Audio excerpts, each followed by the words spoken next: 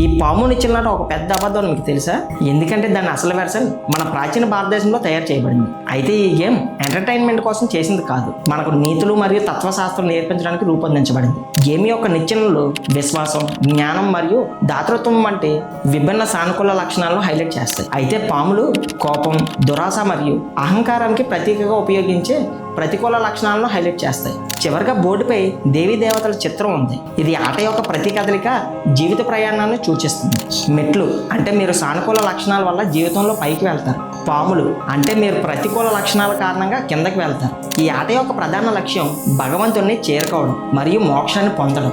అందుకే దాని పేరు మోక్ష మార్గం లేదా మోక్ష పదం. 1892లో బ్రిటిషర్లు దీన్ని బ్రిటన్కి తీసుకువెళ్ళి గేమ్ను మోడిఫై చేశారు. వారు దీన్ని కేవలం రేస్గా మార్చారు. ఇందులో ఇప్పుడు నైతిక విలువలు లేవు, బోధనలు లేవు. అయితే పాపం ఈరోజు చాలా మంది భారతీయులకు కూడా ఈ కొత్త వెర్షన్ మాత్రమే తెలుసు.